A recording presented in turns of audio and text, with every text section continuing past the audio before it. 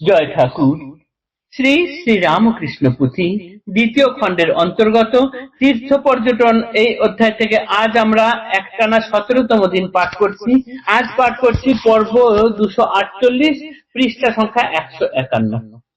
এর আগের পাঠে আমরা দেখেছি মথুর বাবু দেখছেন যে বৃন্দাবন ঘুরতে ঘুরতে ঠাকুর শ্রীকৃষ্ণের পদধূলি ধন্য যে যে জায়গাগুলি স্মৃতিমূলক জায়গা আছে সেই জায়গা যাওয়া মাত্রই ঠাকুর ভাব চোখে সেই সমস্ত কিছু দেখে ফেলছেন এবং তার ভাব সমাধি হয়ে যাচ্ছে। তিনি বাহ্যিক চেতনা হারিয়ে ফেলছেন।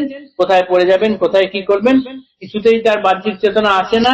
শেষমেশ পালকি আনিয়ে সেই পালকিতে করে তুলে নিয়ে যাওয়া হয় এবং তারপর মথুর বাবু হৃদয়ের সঙ্গে আলোচনা করেন যে এক কাজ করা হোক, এরপরে যেখানে যেখানে নিয়ে যাওয়া হবে তুমি এক কাজ করো, ঠাকুরকে সঙ্গে করে পালকিতে করে নিয়ে যাও এবং পাশে পাশে তুমি থাকবেন।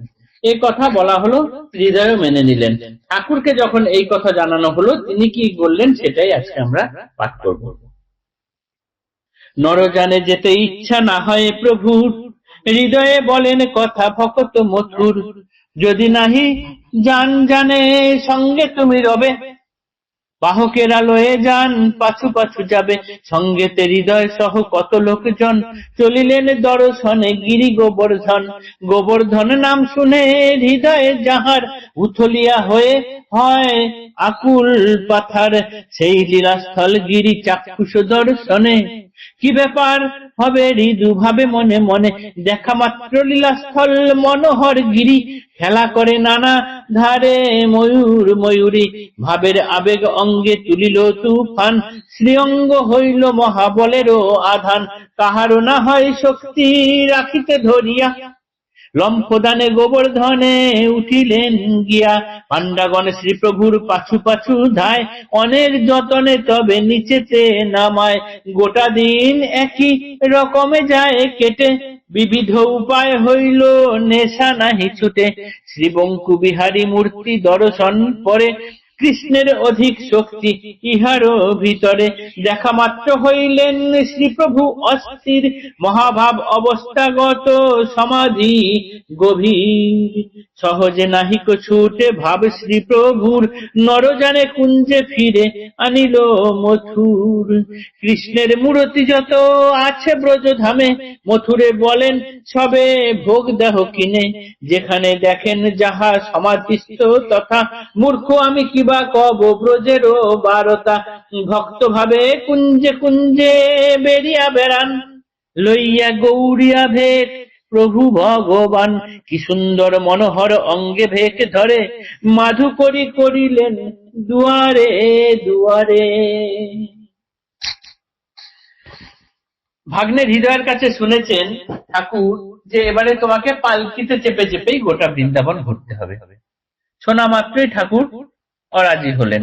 তিনি সর্বদাই পালকি করে যেতে রাজি নন। এক তো যখন প্রথমে এসেছেন তখন সঙ্গে ওই দেহরক্ষীদের ঘিরে ঘিরে চলতেন, সেটা ভালো লাগতো না।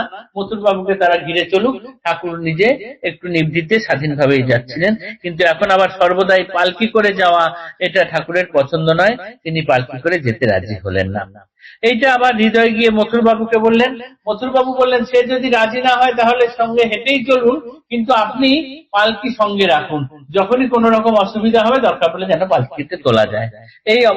এই ব্যবস্থা নিয়ে তারপরে এবার বৃন্দাবন দর্শন করতে শুরু করলেন। এরপরে তারা যাবেন এবার গিরি গোবর্ধন দর্শনে।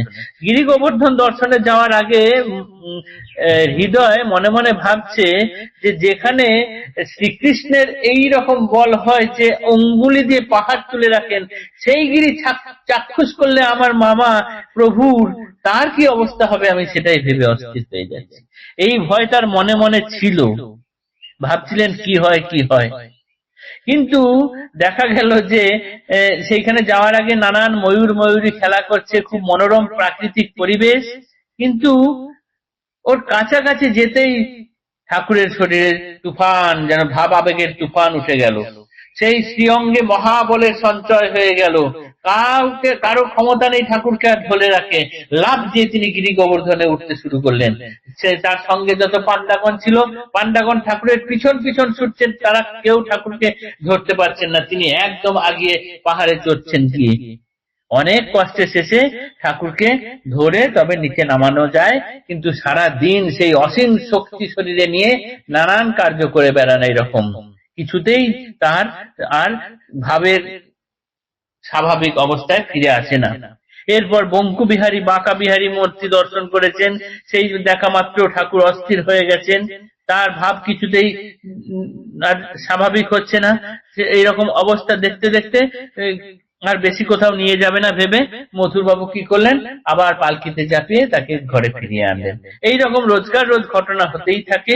তখন পুথিকার বলছেন যে পুথিকার মথুর বাবুকে ঠাকুর বলছেন, বৃন্দাবনে যেখানে যেখানে শ্রীকৃষ্ণের মূর্তি দেখা যাচ্ছে সেই সব জায়গায় তুমি এক কাজ করো, ভোগ দাও, ভোগ দেওয়ার ব্যবস্থা করো। মথুর বাবু তাই করলেন। পুথিকার বলছেন, ব্রজের ব্যাপারে আমি বেশি কিছু জানি না, মূর্খ আমি, কি কব ব্রজেরও বারতা, যেখানে দেখেন যাহা সমাধিস্থ তথা। ভক্ত ভাবে, এরপর একটা ঠাকুরের দারুণ জিনিস হলো, এরপর তিনি ভক্ত ভাবে কুঞ্জে কুঞ্জে নানান ঘরে ঘরে বেরিয়ে বেড়ান। কিরকম ভাবে? গৌরীয় তিনি ভেগ ধরলেন, অর্থাৎ গৌরীয় পরিবেশ বেশ ধারণ করলেন। তিনি গৌরীয় বেশ ধারণ করার পর তাকে অপূর্ব মনোহর সুন্দর লাগছে দেখতে, সেই গৌরীয় বেশ নিয়ে তিনি দ্বারে দ্বারে গেলেন, ভিক্ষা করলেন, মাধুকরী করলেন। এই ঘটনা লীলা আমরা দেখে যেন অবাক হয়ে যাই যে ঠাকুর তার দিব্য জীবনে কি না করেছেন। গৌরীয় বেশ ধারণ করে তিনি বাড়ি বাড়ি গিয়ে মাধুকরী ভিক্ষা করেছেন, এই লীলাটাও তিনি দেখিয়ে গেলেন। আজকের পাঠ আমাদের এতটুকুই থাকলো। এরপরে আমরা নিধুবনের গল্প আগামী দিন পাঠ করব। জয় ঠাকুর, নমস্কার।